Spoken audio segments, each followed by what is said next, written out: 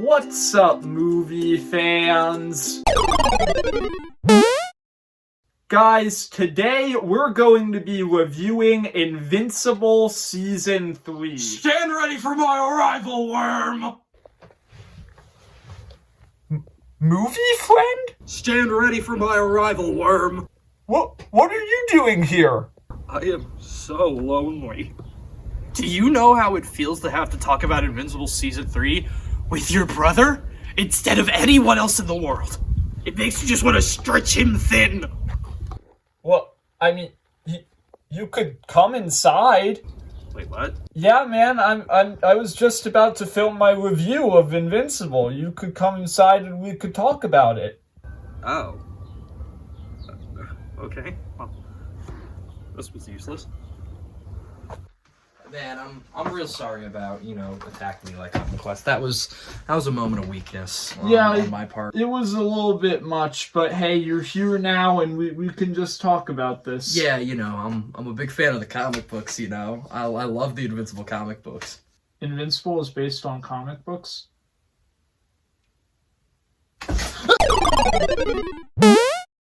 Okay, what's up, movie fans? I almost killed him. Yeah, but I got better, it's okay. So yeah, this is Movie Friend. I've had him on the channel before many times. Yeah. He was here last year to talk about Invincible Season 2, so now I brought him back to talk about Invincible Season 3, which for us just ended around 24 hours ago. Yeah, so literally just ended. We're filming this on a Friday. So. Yeah. So, yeah, I guess we're just gonna get into it, starting with our general thoughts on the season, and then we'll kind of go more in-depth episode by episode. So, just off the bat, what did you think of Invincible Season 3? It's great. I really liked it. Following the arc in the comics that it is, which is kind of the mostly the beginning of the second compendium to the middle of it. It was great. I really liked it. Probably the best season of the show so far. Yeah, I think, as somebody who has never read the comics before experiencing this story for the first time, I thought that this was another fantastic season of the show. This has continued to be one of my favorite shows that has been on TV for the past few years. I think this is also probably my favorite season. Yeah. It's very close between Season 1 and Season 3 for me. Yeah, but totally. Yeah, I think that Season 3 just edged it out a little bit. So, yeah, I think this is a fantastic season. Yeah. So, now we're going to get into it. We're going to go episode by episode in this review so that we can go very in-depth here. Starting with Season 3, Episode 1. I actually remember all of the episode titles. You're Not Laughing Now. I thought, in general, this was a pretty good start to the season. I actually don't have a lot to say about this one in particular. But yeah, me neither. Yeah, I thought that it was just a fun start. The standout of this episode for me was seeing Doc Seismic, who was such a throwaway, joke villain in the first two seasons, suddenly become, this world-conquering threat where he captures every single superhero. Yeah, literally every single one is captured in a little bubble, and it's ridiculous how powerful he became. I thought that was just, a really fun standout of this episode. The episode also gives us Mark after, encountering this future version of Eve in Season 2. He is basically pressured into finally going to her and confessing his feelings. Yeah, that was sweet. The buildup of the last, I would say, 3 seasons in general, him finally confessing his love for her, it was very satisfying.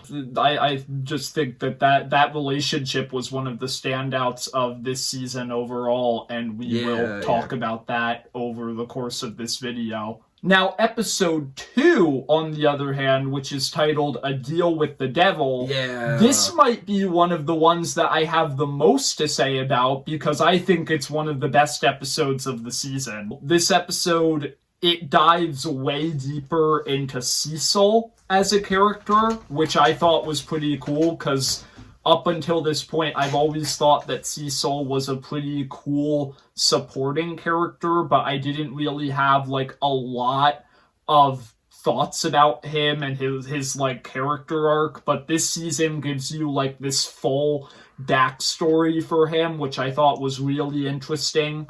Yeah, obviously, you know, someone reading the comics, I expected something like this to happen with Cecil.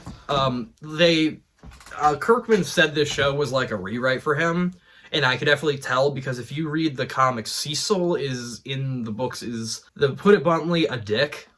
Like, he is just the worst. Nobody likes him, and they definitely made him more sympathetic and charismatic. That might also just be Walt Goggins. Yeah. But all in all, Cecil is definitely more understanding with what is the situation with Mark in this episode than he is in the comic, where it just seems, you know, out of nowhere, he just starts, you know, hurting him. It's a lot better. I really like what they did with Cecil. I'm shocked they didn't show Britt, who will show up later in the season in this episode, because he was a pretty big part of his origin story in the comic. Interesting. But hey, I don't care all that much. I only know Britt because he was voiced by Jonathan Banks in this season, and that was literally No, I'm not gonna fulfill your conquest.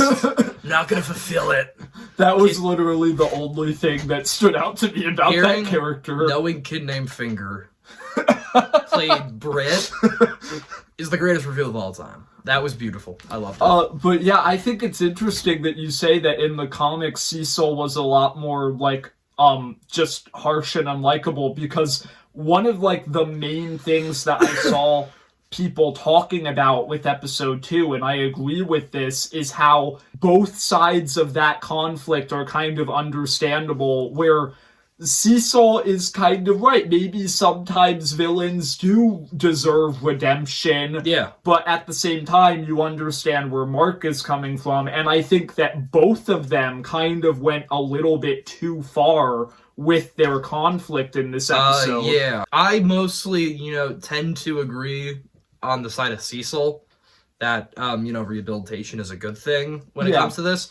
But the actions he took against Mark are just insane and kind of stupid. Yeah, no. In a way where you're like, okay, Cecil, putting a bomb in the most powerful superhero's brain isn't the smartest idea. That is stupid.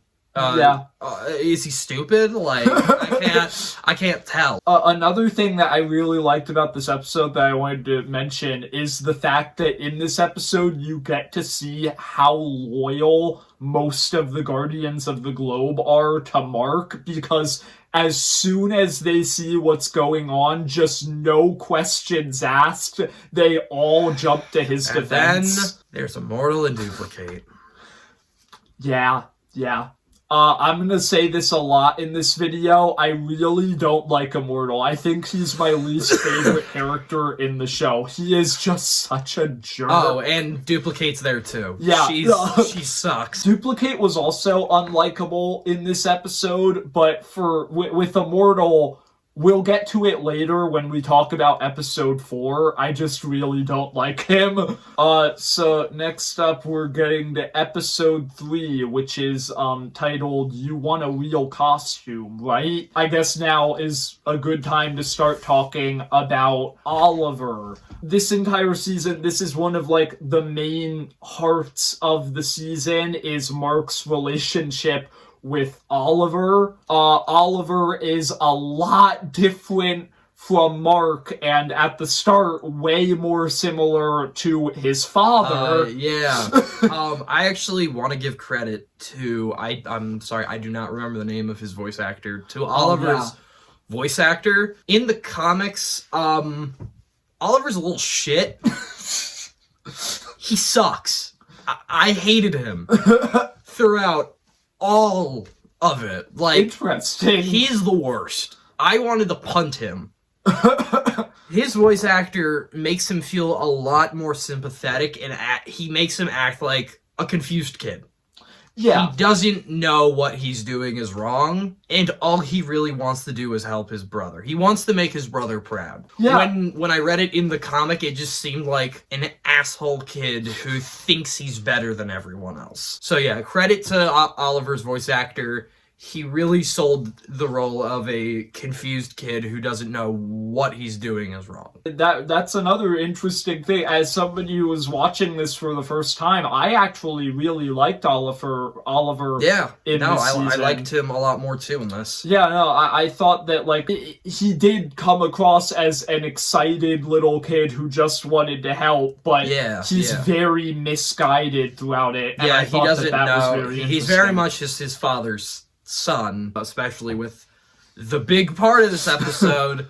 The Mauler twins being massacred by Oliver and killing them. Just straight up like punching their faces off their bodies. Yeah. Which sucks because I always thought throughout the first 2 seasons of the show that the Mauler twins were some of the funniest recurring villains. This episode, we need to do a moment of silence for the Mauler twins. We're doing a moment of silence for a bunch of terrorist mad scientists. But anyway, who grave rob, and they grave rob the wrong person. Why the hell would you grave rob a mortal? He sucks. Anyway, just leave him there. They didn't realize that he could come back to life. That was your chance. Just leave him there. But I thought that like the fate of the Mauler twins, it made sense. I personally liked it. Yeah, they let's be real here, they deserved it. Yeah. But they were, fun, so we didn't want to see them go. Also, this episode introduces us to Mark's blue suit. You probably have more about this to say than I do. Well, no, more... Look, this is a nitpick through and through. It is the most loser stuff you'll ever hear me say on this channel.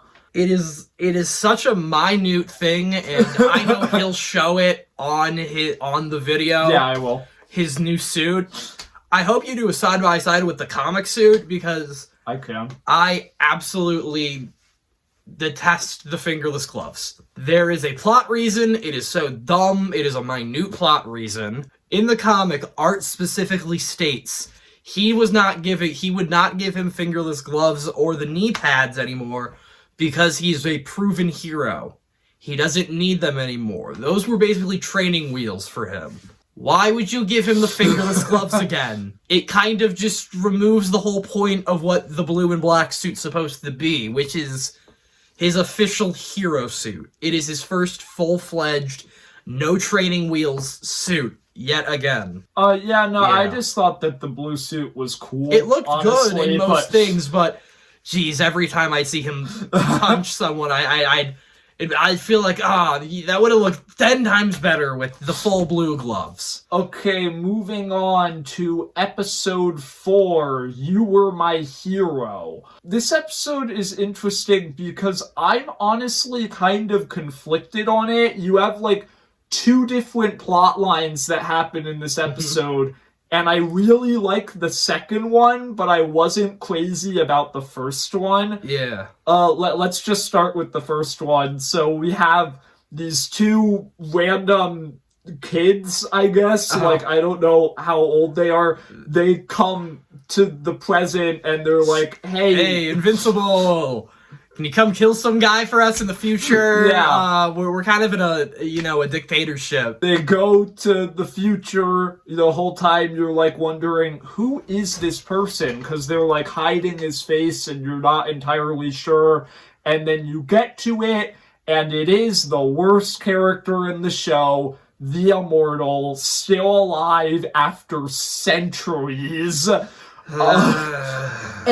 I don't know, I personally didn't really care for this plotline that much, just because it seemed like they were really trying to make me sympathize with the Immortal. Yeah. And I just couldn't. It doesn't. I like this one in the comic. Exclusively, I wasn't a big fan of it in the show, because this kind of has the issue. I want to get into this very quickly.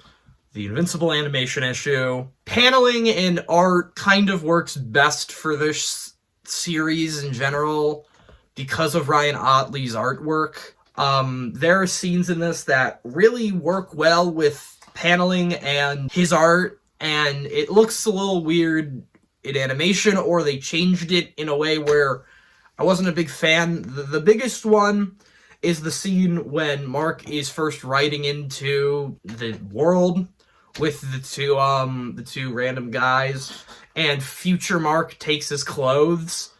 They made that way too serious, when in the book it is a giant gag where he comes in and is like, "I'll take those, thank you," and he leaves, and it's a funny little moment that, you know, gets its closure when you find out, oh, it's just Mark from it, like 20 minutes later. When in the show, it's a dead serious, "I'll take these." And you're kind of like, why was that? Knowing what Mark has to do, sure, but then also remembering it's Immortal, who gives a crap? It's Immortal, nobody likes him. Yeah, no, like I said, it felt like they were trying to make me sympathize with Immortal, but I just couldn't, because he's the worst. Nobody likes him. Like, also, it's been centuries. You're being like the leader of Earth, and you're a dictator for no reason other than you're sad. Like, also the fact, like, you're literally Abraham Lincoln.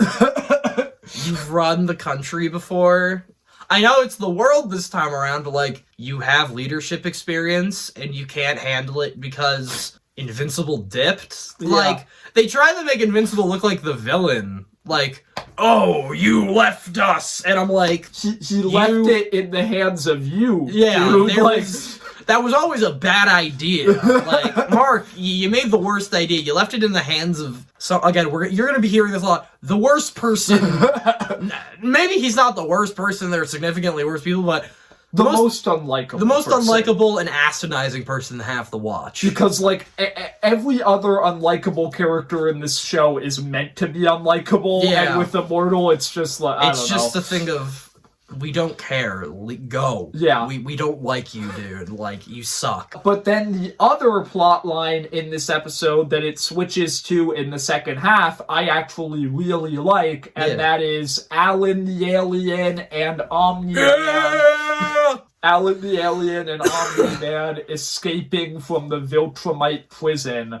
Best part of this episode by, like, a large margin. Yeah, I really like that. I just thought, I like Alan and Omni-Man's dynamic with each other. Their friendship gets significantly better. When, because they escape, this is spoilers, it's not anything big. Okay. When they get to Alan's planet and, you know, Nolan interacts with it next season, you'll see how funny it is. Their friendship and bonding is, like, top-notch, my favorite in the whole series. I love it so much. Their friendship is the best. I love Nolan and Alan.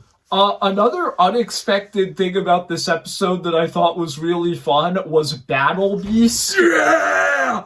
Battle Beast! I love Battle Beast. Yeah, Battle Beast, I know him from the one episode he showed up in season 1, and then he comes back here. I love Battle Beast. I think that so far they haven't showed us a lot of him, but they will. They will. Okay, but yeah, he's just a cool, fun Battle character. Beast is the best. I love him. He's just a badass giant lion who just kills anything that he thinks is worthy of battle. I love it. And then him actually being able to kick the asses of like 3 Viltrumites is awesome. Yeah, I'm gonna be honest here.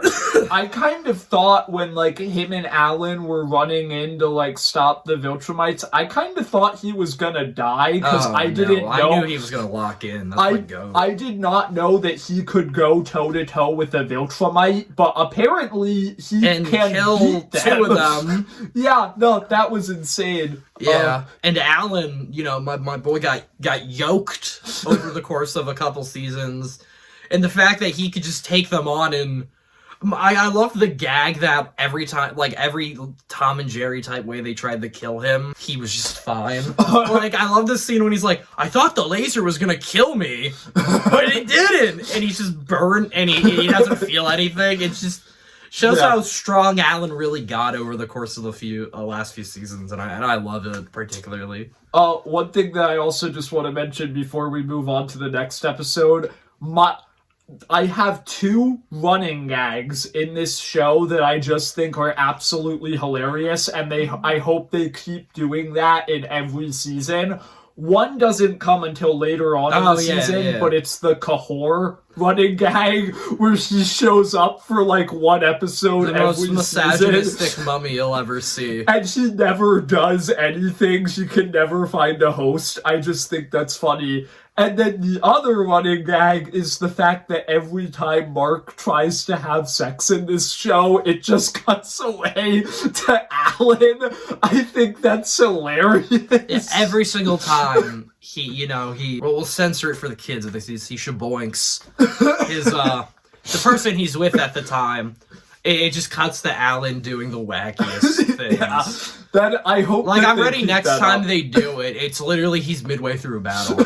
Like, it just cuts to Alan, like, getting his ass beat, or just him and Nolan on adventures together. Yeah. It's just funny. That's a ton of fun. Yeah. So, moving on to episode 5, this was supposed to be easy. Fair warning, this episode feels like a blur to me. I watched it, and I don't remember it, because it's kind of just a filler episode. Yeah, I don't have a lot to say about this one either. I like Business Eve. She's fun. Oh, yeah, that was fun. Eve, use her brain. Doing their, like, the Invincible and Adam Eve, Ink thing. Yeah, their company. Yeah, their company together is really fun. The prison break fight is great. Yeah, that was my favorite part of the episode. that was fun. I don't care for Machine Head. Oh, really? Nah. I think he's funny. I like him, but I think he's fun. He was just kind of cool for that one episode when he talked about his cedar wood or whatever wood table he had. That was fun, but yeah, this was kind of just the forgettable episode of the season. It was just kind of there. I'll say I thought that it was cool that we're following up on a plot line that kind of got abandoned after season 1. Yeah, that's the one where he just gets beat up by Battle Beast, and that's kind of it. But also, the other thing I'll say is that I think that episode in season 1 is one of the best episodes of the show. It is, but... Yeah, and this one is just kind of follow it up 2 seasons later feels kind of like... Yeah. I don't know. I don't know why. Weird choice, but I know they're just following the comic plot point, but it feels way more natural in the comic. But that was probably because it was a singular, 2-page scene outside of the prison break. But yeah. Moving on to episode 6, all I can say is I'm sorry, and this is another one that we're gonna have a lot to say about because this is one of the best episodes of the season. This is traumatizing one. Yeah, it's a very sad episode as we have this new villain being introduced, played by Aaron Paul. Science, Mr. White. We gotta find Viltrumites, yo. Yeah, Powerplex. I love Powerplex. I think he's one of the most interesting villains in the show. He will show up more in the comic, I believe. Okay, that's cool. I gotta, reread Invincible. Powerplex is a fantastic villain. His motive is somewhat justifiable. Yeah. Very stretching it thin of the word justifiable. It's like, I understand why he's mad because, like, what happened was terrible. You're mad at the completely wrong person. And there is, like, I have not really a pet peeve, but, like, just thinking about it in a real world manner, that guy's legal case would have gotten shut down in like 10 seconds with the video evidence of clearly Invincible saving people. Cecil would probably get involved with actual evidence of him fighting Omni-Man. Like, I would 100% see Cecil being on Mark's side. Yeah, no, and, he totally. obviously, his anger it's supposed to be at the wrong person. Yeah. And the heartbreaking, again, as someone that the Chicago scene in general, everyone remembers it for being, probably the saddest scene in the show before, I'd say, the last episode. Yeah, we'll get to that. And, it was a great idea by the writers to connect him to what is probably the most traumatic scene in the first season with the mother and daughter, which I think is the most well-known victims. Yeah. Because they were given the most, screen time with him, seeing Trying a little girl get a building collapsed on her. Yeah. Connecting Powerplex to them is in my opinion a great idea. It really makes, unlike other cinematic universes, not a diss or anything, makes it feel more small. People are connected to other people. They're not just characters that show up for 2 seconds and die. Like, they were a family. Yeah. That was somebody's sister, that was somebody's niece who was murdered. It makes it a little bit more tragic, and a scene that also, not a scene, but like a thing that really, really shows, how fast Nolan and Mark were moving was the part where Powerplex was looking at the ground and was like crying. You can hear the train. You can hear the beep, beep, and it really shows that they were basically moving at light speed. Like, we were just seeing it from their perspective. They were moving so fast that it took maybe around 15 seconds for the train to be, blown up in the infamous train scene that happened. Yeah. So, great job by the writers and animators there, just showing the complete and utter destruction that was Chicago. The finale of season 1. Yeah, great job. Yeah, no, in general, I just thought that, like, Powerplex's story was really, really tragic and sad, and you understand where he's coming from. Yeah, but at the same time, the things that he does at a certain point just stop being justified, especially when you get to the end and he starts blaming Invincible for things that he himself caused. And, the big cataclysm of the episode, spoilers, while Invincible and Powerplex are fighting, Powerplex gets the upper hand, and he uses all his energy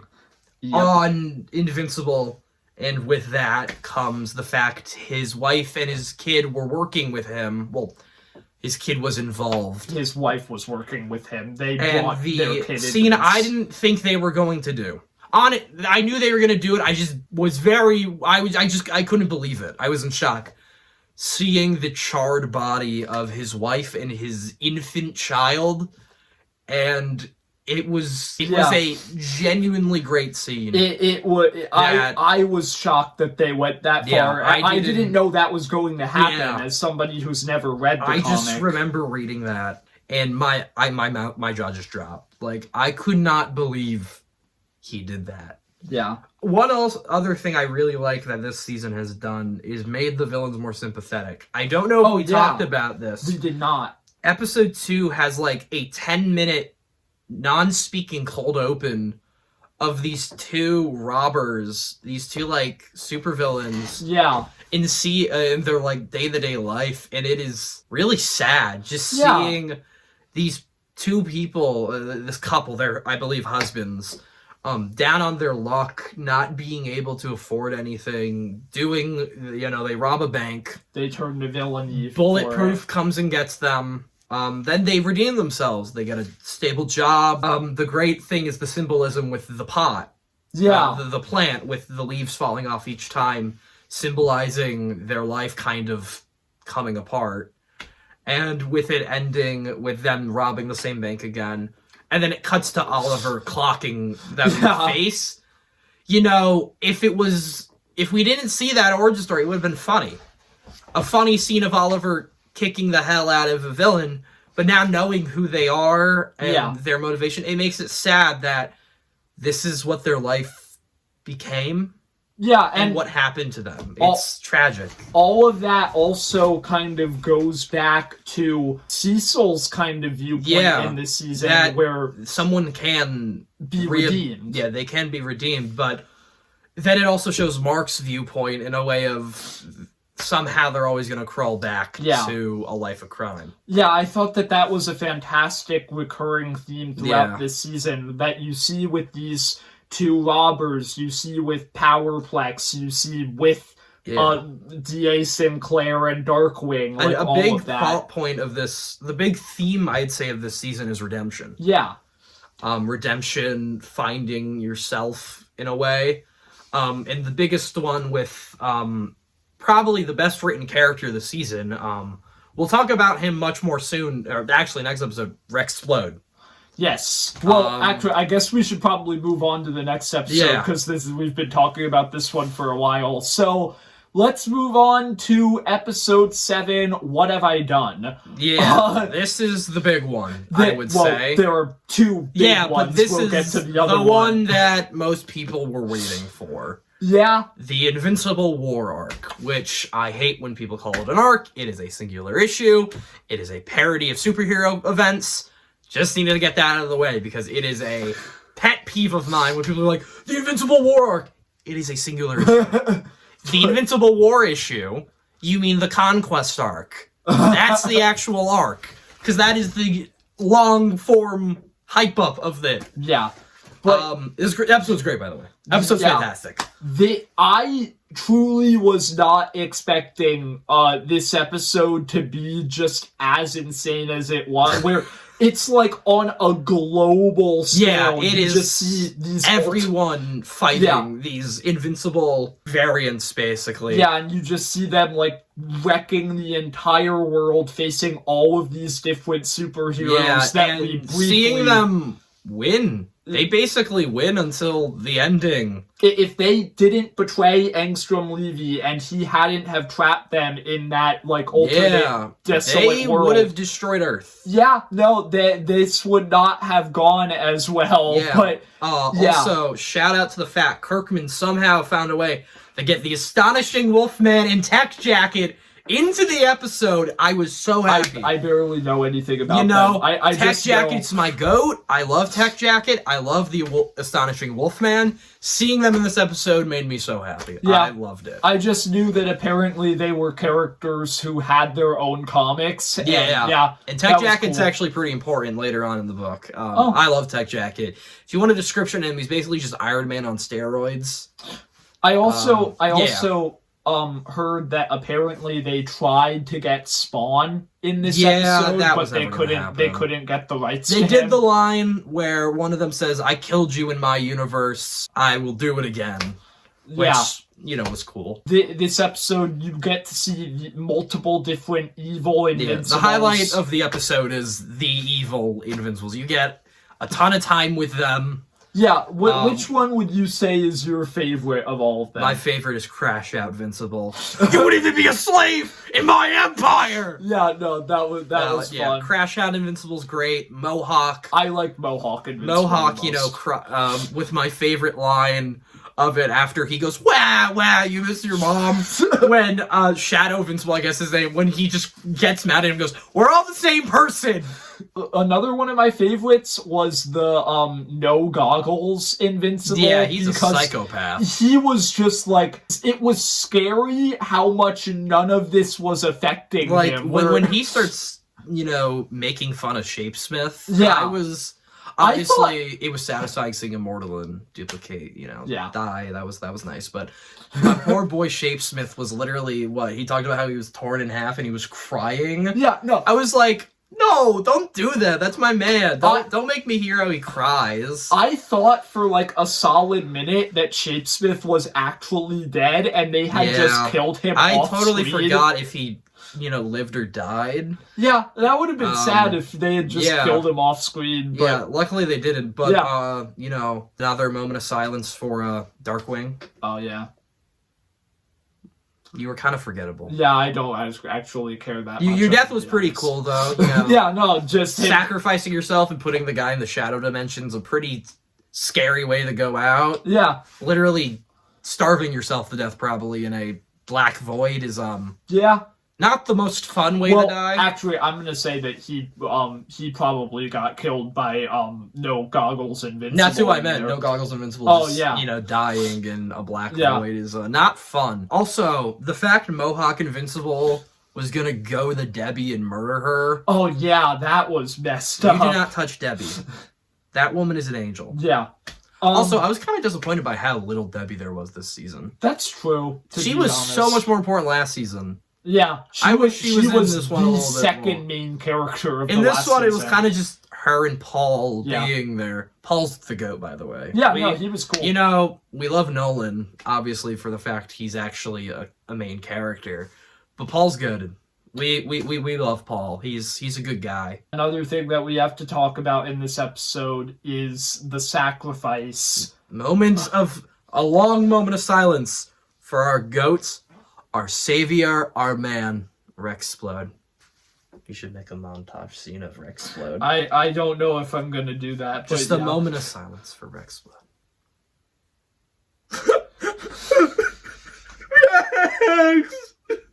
He's dead. I'm sorry, I don't mean to laugh at your pain here. Rex. Yeah.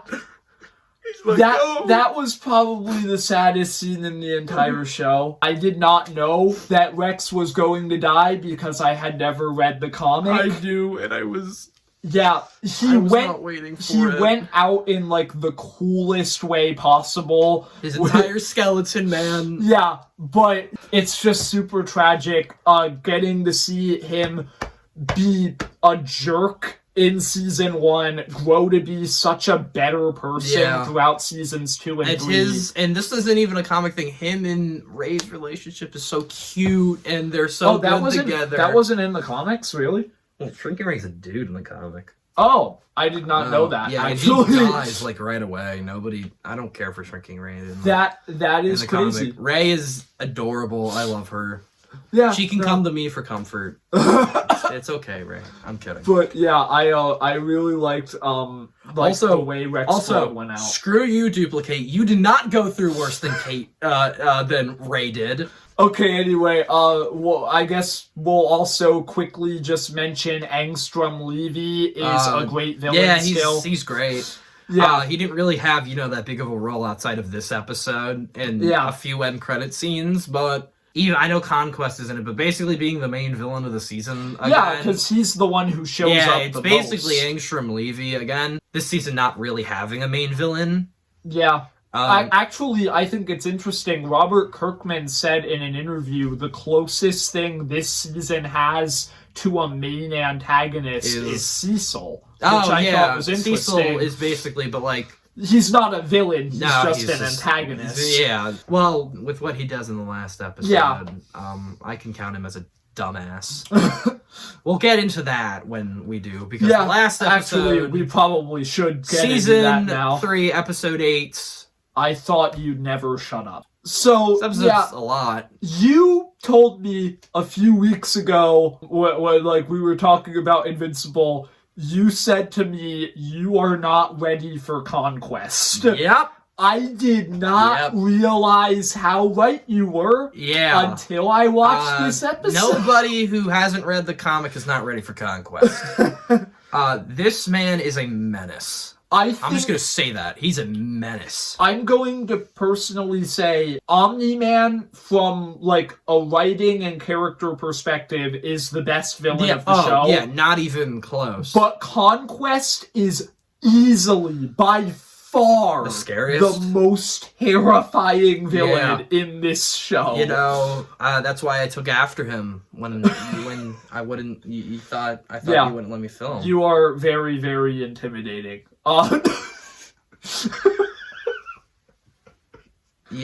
Everything about him was so terrifying, where he makes it very clear, very fast, right off the bat. He's here to just fight. He doesn't care. He's genuinely just having fun murdering a bunch of innocent people. He doesn't care. Bro hits a Fortnite emote with the heart before the fight really starts.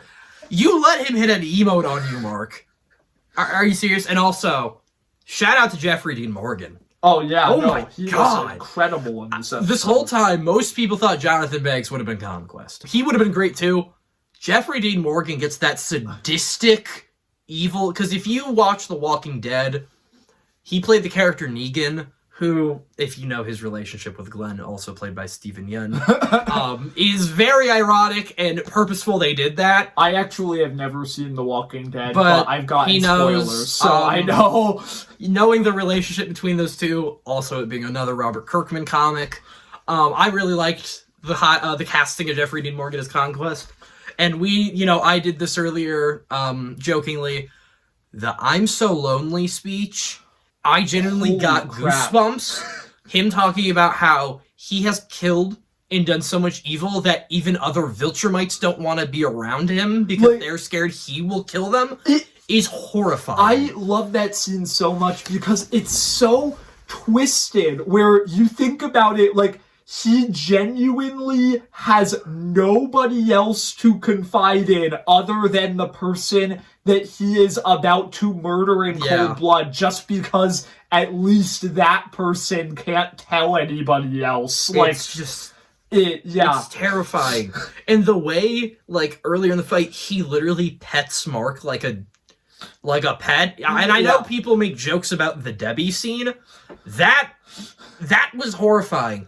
And in, I think, most people's opinion, the most terrifying scene, him almost stretching a child's body and him describing how the muscles are going to... I sat there, my brother, I watched the show with my brother, who is a little kid. I don't know how, he gets through this. His face was just this the whole entire time.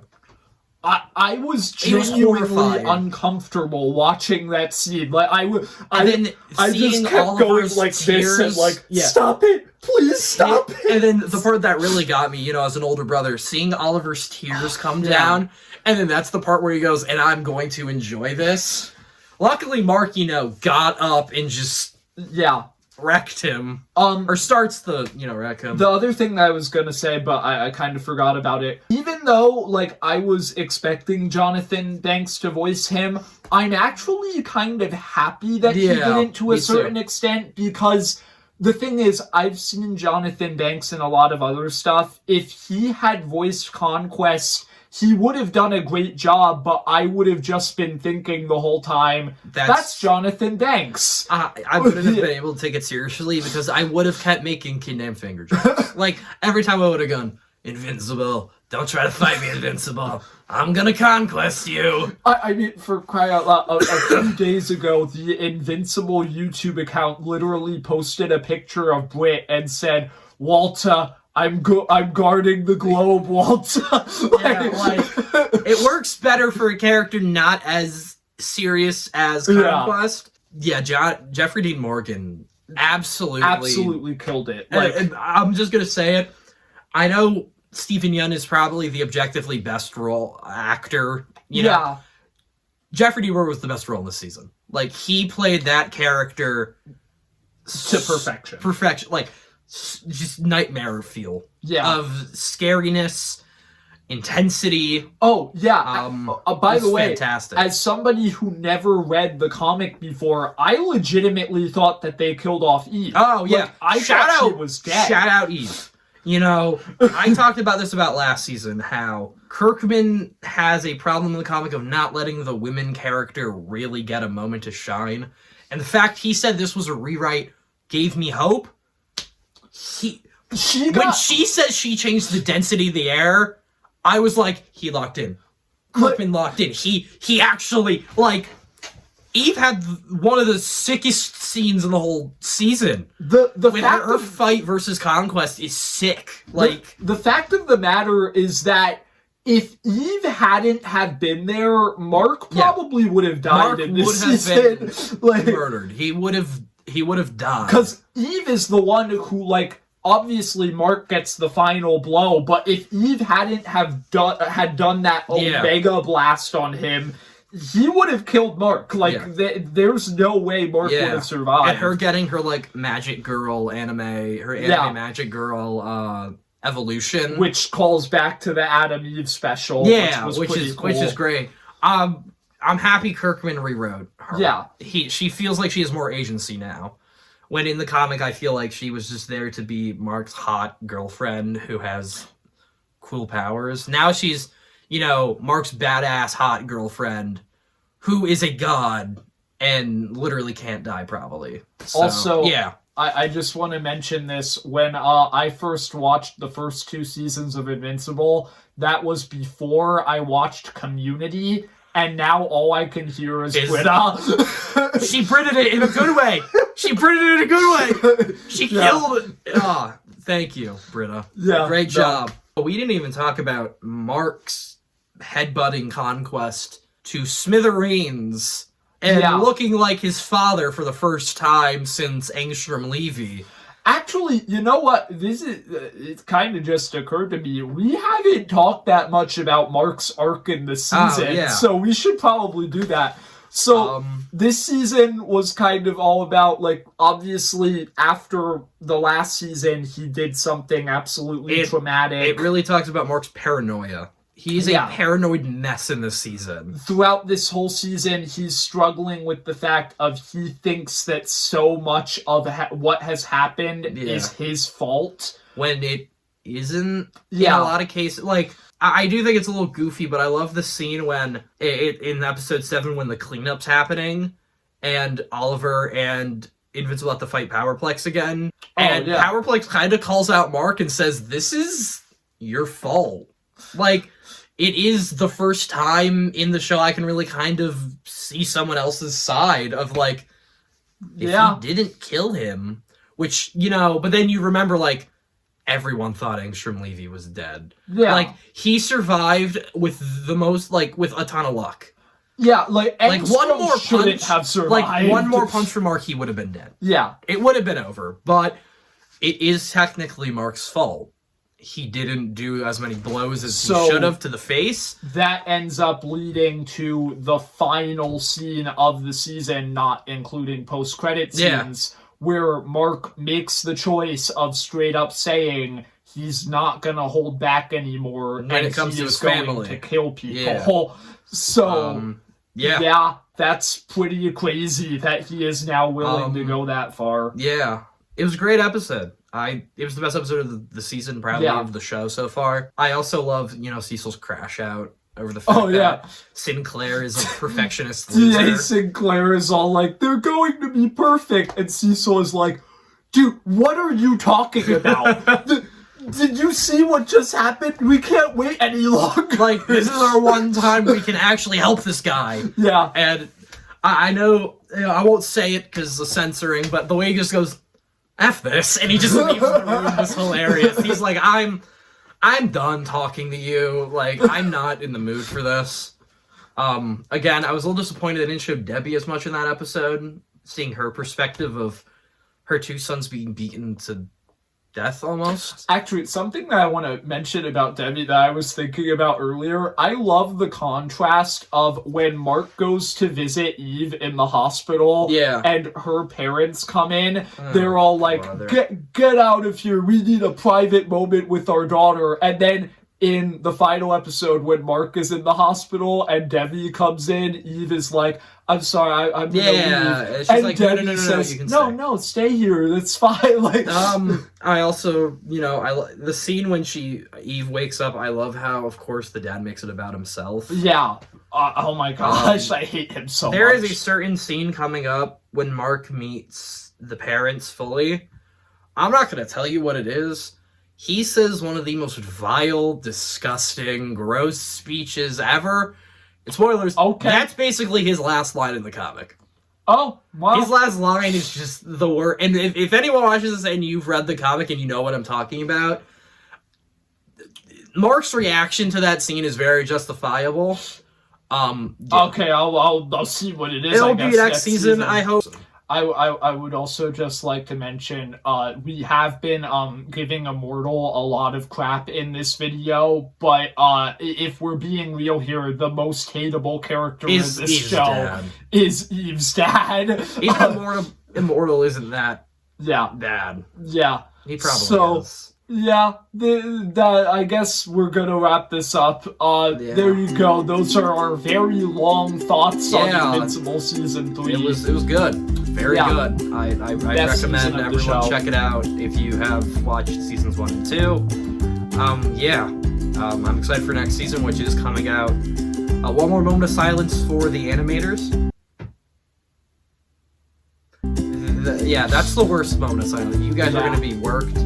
But yeah, overall, great season. That's all we really have to say. See ya, movie fans.